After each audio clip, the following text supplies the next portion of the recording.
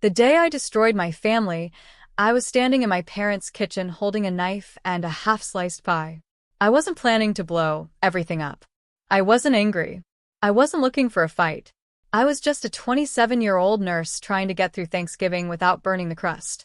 And then I heard my cousin crying in the hallway. My name is Nadia Carver. I grew up in Heston Falls, population 11,000, the kind of small town where the pharmacy cashier knows your blood type and the pastor remembers your confirmation dress. My family was fixtures there. My parents, Carol and Dennis, had lived on the same street for 28 years. Same house, same church, same pew. There were 4 of us kids. Derek was the oldest, then me, then my sister Becca, then our youngest brother Cole, who moved to Portland at 18 and barely looked back. Derek was the golden child. I say that without bitterness. It was simply a fact of life in our house, like the leaky kitchen faucet nobody fixed. He'd built a landscaping company from nothing by age 26. 50 employees. Sponsored the youth soccer league. Donated the new scoreboard at the high school. People in Heston Falls didn't just like Derek. They relied on him. My dad relied on him too. When Dennis retired early with a bad back, Derek quietly took over the mortgage. Never mentioned it. Never needed to. In that house, Derek could do no wrong. And me? I was the quiet one. Nursing degree, $44,000 in student loans, a 1-bedroom apartment 8 minutes from my parents. Night shifts. 12 hours of fevers and fractures and crying toddlers. Clock in, clock out. Drive home in the gray morning light. Do it again. I liked my small life. It was mine, and I'd paid for it myself, and nobody could take that from me. Then came Thanksgiving. My cousin Jade was 16. Russell's daughter, my uncle's kid, the kind of teenager who wore earbuds everywhere and spoke in half-sentences. I'd always liked her. She had quiet eyes that noticed everything. I wasn't trying to eavesdrop. The kitchen was small and Jade was crying and certain words travel through walls whether you want them to or not. It was Becca's voice that stopped me cold. Low, quick, like she'd said it before. Don't be alone with him. Just don't. The knife stopped in my hand. I set it down. Walked past the hallway like I was heading for the bathroom. Becca saw me and went silent. Jade wiped her face with her sleeve and looked away. After dinner, I found Jade on the back porch. She was sitting on the steps with her arms wrapped around herself, breath fogging in the cold. I sat down beside her and didn't say anything for a moment. Just let the silence be. Jade. You can talk to me. She told me. I drove home and sat in my car in the parking lot for 38 minutes. Engine off. Hands on the wheel. The porch light from the dentist's office downstairs threw a yellow stripe across my dashboard. I stared at it until it blurred. The next morning, I called the county sheriff's office. The detective who met me was a woman named Sandra Voss. She had a legal pad, a calm voice, and she wrote down every word I said without interrupting once. When I finished, she looked up. This is going to be hard. Are you sure? I was sure. Derek was questioned within 72 hours. And within 72 hours, my phone rang. It was 9 at night. I was pulling on scrubs for my shift. My mother's name lit up the screen. I picked up. Before I could say hello, Carol Carver delivered 6 words that would define the next 5 years of my life. You are destroying this family. Not. Is it true? Not. Are you okay? Not. What happened? You are destroying this family. I pressed my back against the bathroom wall. Mom, Jade told me herself. Her voice was flat, rehearsed, like she'd practiced this before dialing. Jade is a teenager. Teenagers exaggerate. Derek has done nothing but good for this family. He pays your father's mortgage. He employs half this town. What do you think happens when you take that away? Then came the ultimatum. Pull the report. Tell them it was a misunderstanding. Or don't come home for Christmas. I can't do that, Mom. Then don't come home for Christmas. The line went dead. I stood in my bathroom for a long time. Scrubs cold against my skin. Shift starting in 40 minutes. I put on my shoes. I drove to work. I clocked in. That was the last time my mother spoke to me, for 5 years. My father called the next morning. I picked up hoping for something different, A question, a hesitation, anything. Gerald Carver gave me 7 words and a dial tone. No daughter of mine does this. Click. 7 words. 30 years of being his kid. 7 words. That afternoon, Becca posted on Facebook. She didn't tag me. She didn't need to. Everyone in Heston Falls knew exactly who she meant. Some people will burn their family down for attention. It's pathetic. 214 likes. My mother left a heart emoji. The case moved forward for 6 weeks. Then it stopped. Jade's parents pressured her to recant. They didn't call it that. They called it clarifying. Same result. Without corroborating testimony, the DA couldn't build a case. The charges were dropped. Derek went back to work, back to church, back to Sunday dinners. The town exhaled. A misunderstanding. A jealous sister. A teenage girl who exaggerated. Detective Voss called me the day it happened. Her voice was careful. I'm sorry, Nadia. I believe you, but I can't move forward without more. I'm keeping this file open. If anything changes, I'll be here. That was December 2020. I didn't know it then, but the clock had just started ticking. The exile was surgical. First, the group chat. I watched my name disappear from the Carver family thread on a Tuesday while I was eating lunch at my desk. 1 second I was in, the next gone. 26 years of belonging, deleted in a single swipe. Then Christmas. I drove past my parents' house on Christmas Eve and saw the cars in the driveway. Becca's SUV. Derek's truck. Every window lit. I kept driving. Then my birthday in March. No call. No card. No text. For the first time in 27 years, Carol Carver did not wish her daughter a happy birthday. I wrote her a 3-page letter. Explained everything. Told her I loved her. Said I'd rather lose every holiday than stay quiet. She never replied. I mailed Becca a gift for her birthday, a bracelet from a craft fair she used to drag me to every summer. It came back 2 weeks later unopened. The bow was still tied. I held it in my hands for a long time. She hadn't even looked inside. I had 2 choices: stay in a town that had chosen silence over truth, or leave everything I'd ever known. I chose the second one. March. A Wednesday. I loaded my car before sunrise. I took the coat off the hook by the door, an old green parka my grandmother had bought me the winter before she passed. The lining had started to fray. I'd never replaced it. I locked the door, dropped the key in the landlord's mailbox, and drove north. 3 hours to Millcrest. 1 suitcase. 1 box of books. A nursing license and 0 family members who would answer my calls. I didn't look in the rearview mirror when I crossed the town line. I didn't cry. I just drove. Millcrest was gray and cold and completely anonymous. I loved it immediately. Nobody knew my name. Nobody knew my brothers. That was the best thing that had happened to me in months. I got a job at Millcrest General within 2 weeks. Night shift. Same hours, different walls. I rented a studio on the 4th floor of a building that smelled like old coffee and radiator heat. I ate oatmeal 3 nights a week. Paid my loans on time. $44,000 down to $37,000, then $29,000, then $21,000. I started studying for my nurse practitioner certification. Evenings at the library, weekends in the study carrels, clinicals at a free clinic on the south side. I passed on the first attempt. I started therapy every Tuesday at 5 p.m. My therapist's name was Dr. Kamara, and she had a habit of saying things that landed like stones dropped into still water. 6 months in, I told her I felt like I'd broken my family. She set her pen down and looked at me. You didn't break your family, Nadia. The silence did. I wrote that sentence on a sticky note and put it on my bathroom mirror. It stayed there for 3 years. I started running. 1 mile, then 3, then a 5K, then a half marathon. I finished alone in the rain in October. When I crossed the line, I thought, this is what it feels like to be proud of yourself without needing anyone's permission. I didn't call home. I didn't check social media. I was building something new, and I refused to let the old foundation crack it. I met James at my own clinic. He'd cut his palm on a piece of sheet metal at a renovation site. For stitches, nothing serious. He was 34, calm, and kept apologizing for bleeding on the chair. It's an urgent care, I told him. Bleeding is kind of the whole point. He laughed.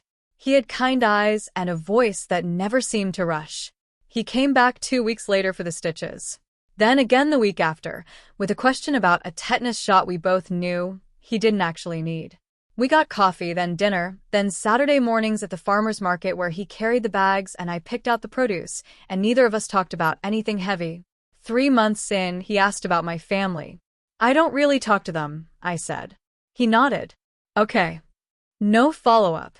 No prying. Just, okay. 6 months later, I told him everything. We were on his couch on a Sunday afternoon, and the words came out like they'd been waiting for somewhere safe to land. I told him about Jade, about the phone call, about the 7 words, about the birthday gift that came back unopened. James listened to all of it without interrupting. When I finished, he was quiet for a long moment. Then he said 3 words. You did right. 5 syllables. It was the first time anyone in my life had said them. We got married the following spring. Small ceremony in a park by the river. 11 guests, his family, 2 close friends, 3 colleagues. Nobody from my side. I wore a simple ivory dress and carried wildflowers I'd picked that morning. The green parka was folded in my bag because the April air was cold, and I'm practical like that. It was the best day of my life, and not one person whose last name I was born with was there to see it. The next years fit into 3 sentences. I worked. I healed. I built a life no one could take from me. James and I bought a small house 20 minutes south of the city. 3 bedrooms. A leaky basement. A backyard oak tree that dropped acorns on the roof every October. We paid the mortgage ourselves, with no one to bail us out if we couldn't. I made nurse practitioner at a private family practice. No more night shifts. My own patients. My own schedule. My own stethoscope with my initials on the bell. And I was pregnant. Our daughter, Maya, was due in June. The life was good. It was mine. But every Thanksgiving I set the table for 2 and felt the chairs that should have been full. I didn't miss the people who had hurt me. I miss the family I thought I had. There's a difference. It's the kind of difference that keeps you up at 3 a.m. even when everything else is fine. One afternoon in April, a birthday card arrived with no return address. Cream envelope. My name in shaky cursive. Inside, daisies on the front. 1 line of handwriting. Thinking of you. Am. Aunt Marion. My mother's older sister. The only person in the Carver orbit who had never publicly attacked me and never publicly defended me either. I put it in my nightstand drawer and closed it. I thought that was the closest I'd ever get to family again. I was wrong. What happened next, I only learned in pieces from Detective Voss, from court records, from conversations that came later. At the time, I knew none of it. Jade was 21 by then, a sophomore at Weston State, studying psychology. For a class on developmental trauma, her professor assigned a research exercise. Find a published case study or news article related to the course material, analyze it, write a reflection. Jade went to the library database. She typed in keywords. Then, on instinct, she typed something else. Derek Carver, Heston Falls. The result was a small article buried in the Heston Falls Courier archive. 6 paragraphs. No photo. Local man questioned in connection with misconduct allegations. No charges filed. Jade stared at the screen. She read it twice. She recognized my name, listed only as a family member who reported the allegations. She sat in that library chair for 40 minutes. Then she looked up the county sheriff's non-emergency line. She didn't call her mother. She didn't call her father. She didn't call anyone in the Carver family. She called the number at the bottom of the article. Detective Sandra Voss picked up. I wouldn't learn about that phone call for another 13 months. By then, 5 more people would have made the same call. But Jade was first. Jade, the girl who'd been crying in the hallway 5 Thanksgivings ago, the one Becca had told to keep quiet. She wasn't keeping quiet anymore. I was feeding Maya mashed bananas when the walls of the Carver family finally started cracking 200 miles away. I didn't know it yet. I was just a tired mom in a sun-filled kitchen, watching my daughter smear banana on her chin, listening to James argue with a bookshelf he was trying to assemble in the next room. Normal Tuesday. Small life. The best kind. What was happening in Heston Falls was anything but normal. After Jade's call, Detective Voss reopened the file. She pulled out the same yellow legal pad she'd used 5 years earlier. My original statement was still there. Page 1. Blue ink. November 24th, 2020. She uncapped a fresh pen and started making calls. Quiet ones. Careful ones. She reached out to extended Carver family members, second cousins, nieces, people who'd moved away from Heston Falls years ago and didn't come back for holidays anymore. The second person to come forward was a girl named Brianna. She was 19. She'd been 10 when it started. The third was a cousin I'd met maybe twice at family reunions. She was 18. She'd been 8. Then a fourth. A fifth. A sixth. Each one came in alone. Each one sat across from Detective Voss and said some version of the same sentence. I thought I was the only one. Voss wrote their names in the yellow legal pad. 1 per line. Black ink. She'd switched pen somewhere in year 2, but the pad was the same. 6 names. 6 people who had carried the same silence, some of them for nearly a decade. They didn't know about each other. They hadn't coordinated. They had simply, one by one, decided they were done being quiet. The 7th name on that list would be the one that broke me open. But I didn't know that yet. By the time Maya turned 1, my life in Millcrest looked like something I'd once only imagined from the inside of a night shift at 4 a.m. James and I had a routine. Weekday mornings, I dropped Maya at the neighbor's before clinic. Evenings, James cooked while I gave her a bath. Weekends, the farmer's market, the park, the hardware store for whatever small project James had decided the house needed next. We weren't a dramatic love story. We were better than that. We were steady. I didn't call home. I didn't check Facebook. I didn't Google Derek's name. I was building something new, and I refused to let the old foundation touch it. But every Thanksgiving, I still felt it. Not the people I was past missing them. I missed the idea of them. The version of the Carver family that had existed in my head before I knew what was being hidden inside it. That's a specific kind of grief. The mourning of something that was never real, to begin with. In April, a thick envelope arrived. No return address. I recognized the handwriting before I opened it. Aunt Marion. Inside, 2 pages of handwritten letter and 7 pages of printed screenshots. Color copies. Time-stamped. The Carver family group chat. The letter was short. Marion's handwriting shook in places. Nadia, I should have spoken sooner. I'm sorry. I need you to see what was said after you left. I need you to understand what I've been living inside. And I need you to know I'm done. I unfolded the screenshots. The first was from the week I left Heston Falls. My mother, she is dead to me. We do not speak her name in this house. Becca, 6 minutes later. She's always been jealous of Derek. Everyone sees it. My father, nothing. Not one message in the entire thread asking a single question. Not one. Maybe we should hear her out. His silence sat in that group chat like a locked door. I stared at it longer than anything else. But the message that stopped my breathing was from 2 years earlier. A private note from my mother to Marion, screenshotted before it was deleted. Marion, if you contact Nadia, you're next. I mean it. That was why Marion had waited for years. Not because she didn't care. Because my mother had threatened her. I set the pages on the coffee table. Maya was on the rug beside me, grabbing her toes, completely unaware that her grandmother had called her mother dead. I looked at my daughter for a long time. Then I picked her up. I didn't cry. I thought I would. But I was past crying over the Carver family. I called Marion that evening after James put Maya to bed. I sat on the back porch with a blanket over my shoulders and listened to a 60-year-old woman unravel 12 years of silence. Marion told me she'd known since Derek was 24. A younger cousin had pulled her aside at a summer barbecue, whispered it, begged her not to tell anyone. Marion had told my mother. One conversation. Kitchen table. A coffee going cold. Carol's response, you misheard. Drop it. And Marion dropped it. Not because she believed her sister. but because Carol was her only sister and Marion couldn't survive the idea of losing her. So she folded the truth into a small square and tucked it somewhere dark, the way you stuff a bill you can't afford into the back of a drawer and pretend it isn't there. "I've been carrying this for 12 years, Marion said. Her voice cracked on the number. I pressed the phone to my ear. I could hear her breathing through the static. "You were the brave one," she said. "You always were. And I was too scared to stand next to you." I didn't have it in me to be angry at Marion.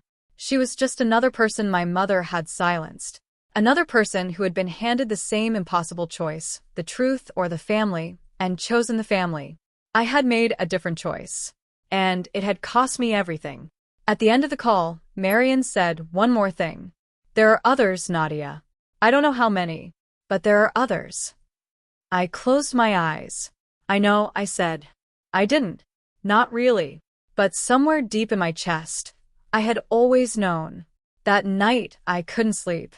James was breathing steadily beside me. Maya's white noise machine hummed from the nursery. The house was quiet. My mind was not. I got up and went to the closet. Behind a box of maternity clothes I'd meant to donate, there was a smaller box. Brown cardboard. No label. I'd sealed it when we moved in, and never opened it. Inside, my nursing school diploma. A photo of me and Becca at the county fair, ages 11 and 8. A birthday card from my dad with a $10 bill still tucked inside. And the green parka, folded flat. I pulled it out. The lining was thinner than I remembered. The zipper pull had broken off. One pocket was coming unstitched at the seam. I sat on the kitchen floor with my back against the cabinets and held it in my lap. I cried. First time in 2 years. Not the polite kind, the kind that comes from your stomach, that shakes your whole body, that you have to press your face into something soft to keep from waking the baby. I wasn't crying for what they did to me. I was crying for the 27-year-old who had left Heston Falls with nothing but this coat and a nursing license. She deserved better than what her family gave her. I was going to make sure she got it. I folded the parka, put it back in the box, washed my face, went to bed. In the morning, Maya woke me at 5:20 a.m., and the day started like any other. 6 months passed. Maya took her first steps in November, holding the edge of the coffee table and letting go like she'd been rehearsing it in secret. James recorded it. I cried again, but the good kind. I got a raise at the clinic. We paid off the car. James started coaching a youth basketball team on Saturday mornings. I planted tomatoes in the backyard that died within 3 weeks because I kept forgetting to water them. Normal life. Simple life. The kind I'd spent 5 years earning the right to have. Twice that fall my phone rang from a Heston Falls area code. I didn't pick up. Both times, the voicemail was silence, 4 seconds and a click. I deleted them both. Then on a Tuesday morning in February, my phone rang. The caller ID said, Heston County Sheriff's Office. I stared at the screen for 3 full rings. Nadia, this is Detective Oss. I sat down on the kitchen floor right there next to Maya's high chair, a spoonful of yogurt still in my hand. I told you 5 years ago, I'd call if anything changed, she said. Something changed. My pulse went loud in my ears. Maya smacked her tray and said, Mama, and I couldn't respond. 7 individuals have come forward independently over the past 13 months. All family members. All reporting the same person. All consistent. 7. I pressed my free hand flat against the tile. I needed to feel something solid. The district attorney is convening a grand jury, Voss continued. We're going to trial, Nadia. I opened my mouth. Nothing came out. I tried again. Who are they? I can't share names yet. But I want you to know your report 5 years ago is what started this. Your name appears in every single one of their statements. You're the reason they came forward. I looked at Maya. She was licking yogurt off her fingers, completely unaware that the phone call in my hand had just split my life into before and after. I still have my notes from your case, Voss said. Same yellow pad. I almost laughed. Almost. What do you need from me? Your testimony. If you're willing. I watched Maya drop a Cheerio on the floor and stare at it with genuine surprise, like gravity was still a new concept. I'm willing, I said. I hung up, set the phone on the counter, stared at the ceiling. I didn't feel victory. I didn't feel relief. I felt heavy because 7 meant 7 childhoods, 7 silences. And I had only known about one. That evening, James came home at 6. I was sitting at the kitchen table. Maya was napping. The yogurt was still on the high chair tray, dried to a crust. He looked at my face and set his bag down slowly. What happened? Voss called. 7 people came forward. They're going to trial. He pulled out the chair across from me and sat down. He didn't speak for a moment. 7. He put his hand on the table, palm up. I put mine in it. This isn't a victory, I said. This is 7 people who were hurt, and nobody stopped it, including me. I reported once, and I left. You didn't leave. You were pushed out. Maybe. But I could have fought harder. Nadia. He squeezed my hand. You were 27. You went to the police. Your entire family turned on you. You did more than anyone else in that family was willing to do. I knew he was right, but knowing and feeling are 2 different zip codes. And I was stuck at the border. 2 weeks later, a manila envelope arrived from the county DA's office. Inside, a subpoena. The grand jury indicted Derek on 9 counts. The Heston Falls Courier ran it on the front page. First time a Carver had made front page for anything other than a Little League sponsorship. My mother went into overdrive. I heard this from Marion, who heard it from a cousin still in town. Carol was calling every family member she could reach. The script never changed. This is a misunderstanding. Derek would never. These girls are confused. These girls. Like they were a club. Like they'd planned it. Then my father called. First time in 5 years. His name on my screen felt like finding something cold in a warm pocket. Nadia, you need to stop this. Tell them you made it up. I didn't make it up, Dad. And I'm not the one who came forward this time. 7 other people did. Silence. The kind that sounds like a door closing. He hung up. 2 days later, Becca sent a text. 1 line. You're going to regret this. I screenshotted it. Forwarded it to my attorney. Didn't reply. 3 weeks before trial, I was unloading groceries from the car when I saw the silver sedan. Parked on my street in Millcrest. 3 hours from Heston Falls. My mother was standing on my front porch. She looked smaller than I remembered. Her hair had gone completely gray. She was wearing a coat I didn't recognize. Her eyes were swollen. I set the grocery bags on the ground and walked up the steps. We stood 3 feet apart. I'm your mother, she said. Please don't do this to your brother. Don't do this to me. You drove 3 hours to ask me to protect the person who hurt 7 people in our family. I kept my voice low and steady.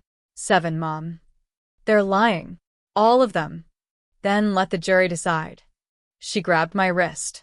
Her fingers were cold. If you testify, I will never forgive you. I looked down at her hand on my arm, the same hand that had braided my hair when I was 7, that had held mine in the church pew, that had pressed a cold cloth to my forehead when I was sick with fever and couldn't keep anything down. You haven't forgiven me in 5 years, I said quietly. What's one more thing? She let go. Her hand dropped to her side.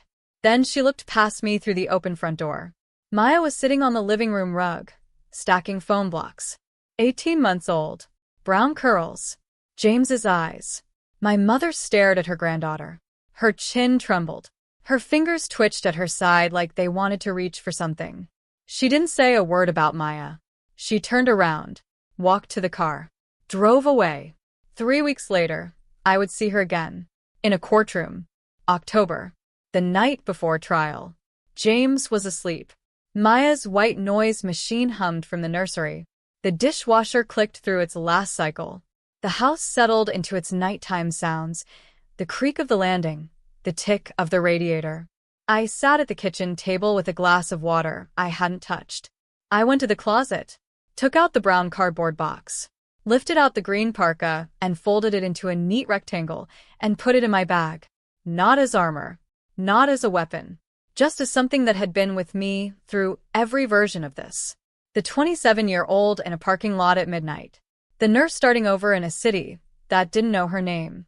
The woman sitting in a courtroom about to say the truth out loud, one more time, in front of the people who had spent 5 years calling it a lie.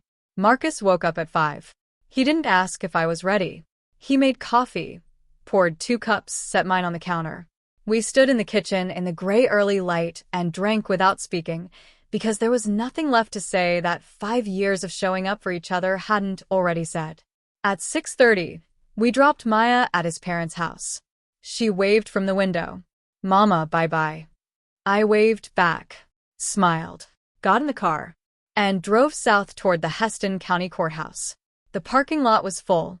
I counted plates from 3 different counties. James found a spot on a side street and we walked in through the back entrance. DA Claire Novak had told me to avoid the front steps. Small town case, big implications. Local press is interested.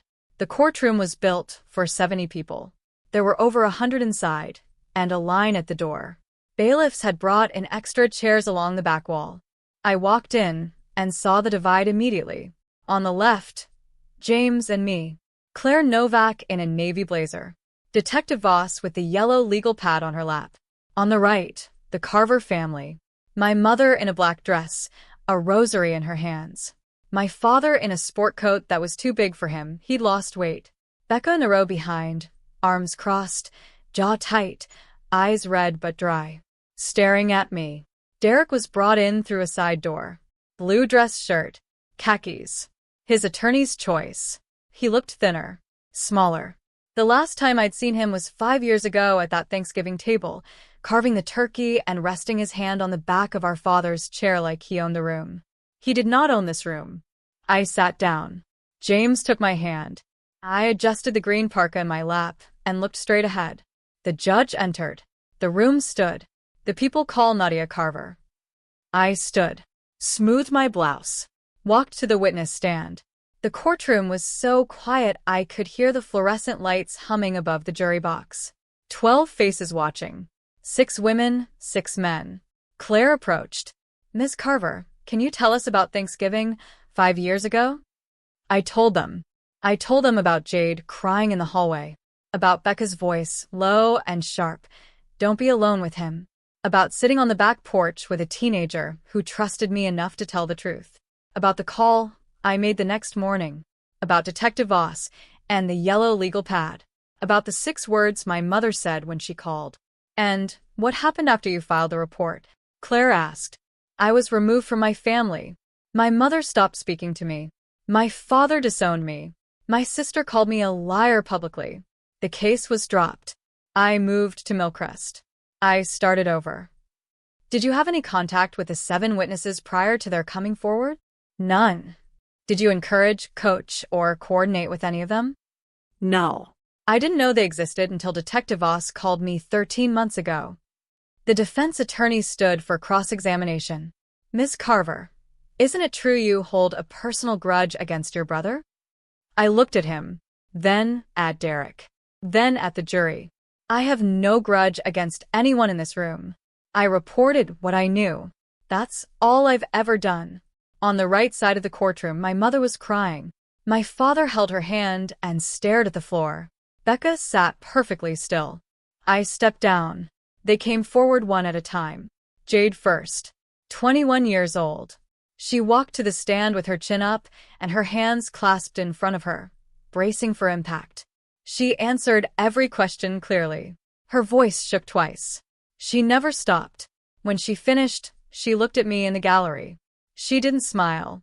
She just nodded, one small, certain dip of the chin, and walked past.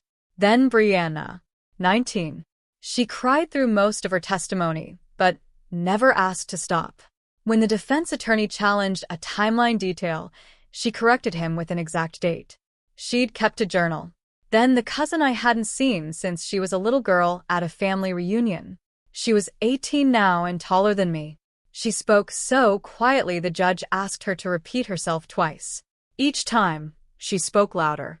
The 4th, the 5th, the 6th. I won't describe their stories here. Each one carried something private to that stand, and it belongs to them. What I will say is this. Each one walked up, said their name, and told the truth. And when they sat down, they exhaled, The long, slow exhale of someone who has been holding their breath for years. Detective Voss took the stand after the sixth witness. She opened the yellow legal pad, the same one from my original statement 5 years ago, the same one from Jade's call 13 months earlier, and walked the jury through the investigation. I've worked this case for 5 years. 7 individuals, all coming forward independently. None of them knew about the others until this trial. The courtroom was silent. Not the awkward kind. The heavy kind. The kind that presses against your chest. I sat in my seat and counted. 7 people. 7 childhoods. 1 family silence. And a detective who never closed the file. After the sixth witness stepped down, something broke on the right side of the courtroom. My mother stood up. The bailiff moved toward her, but she wasn't heading for the door. She was facing the judge. This isn't right. Her voice was high and ragged. My son is a good man. They're all lying. Every single one of them. The judge's gavel came down. Ma'am. Sit down or you'll be removed. My father grabbed her arm and pulled her back. She collapsed against him, shaking. The rosary beads clicked as her hands trembled. She said it again, quieter, into his shoulder. I did what I thought was best for my family. I watched her from across the aisle. This woman who had taught me to make pie crust. Who had held my hand in the church pew every Sunday for 20 years. Who had stood in her kitchen 5 years ago and told me I was destroying everything she'd built. She was right about one thing. The family was destroyed. But not by me. It was destroyed by every Sunday dinner where the truth sat at the table and nobody acknowledged it. By every group chat message that chose the comfortable lie. By every drop it, and every don't make this a thing, and every door that closed on a child who needed it to stay open. My mother didn't destroy the family by protecting Derek. She destroyed it by believing that protecting Derek was the same thing as protecting the family. It wasn't. The DA stood. The courtroom settled. The people called Becca Carver. The air left the room. My mother's head snapped up. My father closed his eyes. Derek at the defense table went completely still. Becca stood from the row behind our parents. Her legs were unsteady. She gripped the back of the bench in front of her. Then she let go and walked to the witness stand. She was sworn in. She sat down. Her hands were flat on her knees, pressing hard, like she was trying to keep herself from floating away. She looked at me. For the first time in 5 years, I saw my sister. Not the woman who'd posted on Facebook. Not the voice that called me a liar. Not the hand that sent back the birthday gift unopened. My sister. The girl who used to crawl into my bed during thunderstorms. She opened her mouth. Tears ran down her face, but her voice was clear. I believed you. I always believed you because it happened to me too. The courtroom didn't gasp. It just stopped. Every sound, every breath, every rustle of paper, like the whole room had been submerged. My mother made a small sound. Not a word. Just a sound. The kind you make when something you've been holding for 30 years finally falls. Becca spoke for 4 minutes. Then she looked at me again. I called you a liar because if you were telling the truth, then I had to tell the truth too.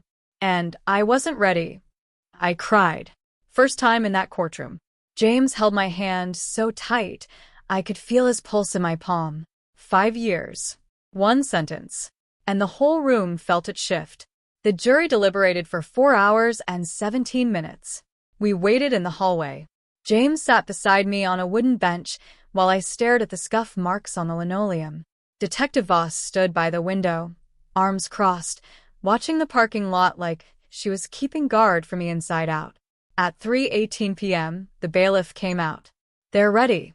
We filed back in. The foreperson stood, a woman in her 50s, reading glasses on a chain. She unfolded the paper.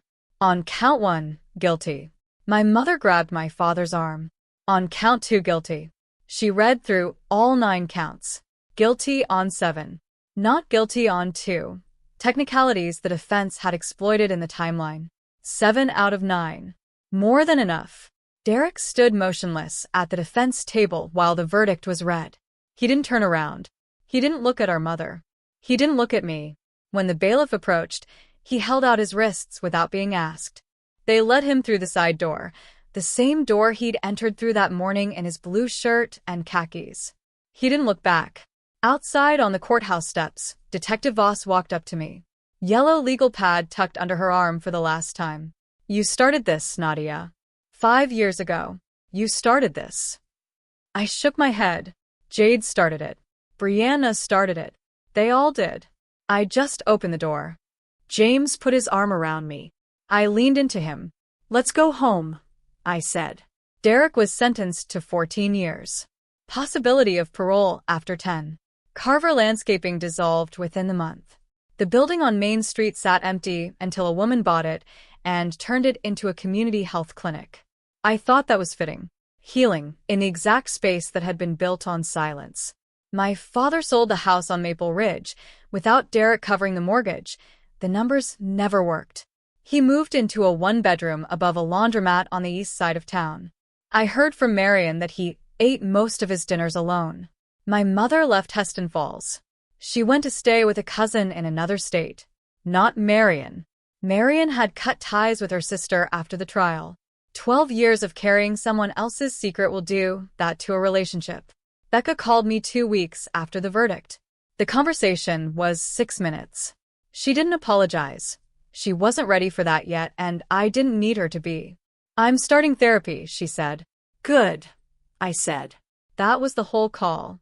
6 minutes and 2 sentences that mattered. It was enough. Jade graduated that spring. She changed her major to social work. I sent her a card. She sent one back. Inside, in careful handwriting, she'd written 4 words. Thank you for going first. People ask me if I regret reporting my brother. I don't. I regret that I had to.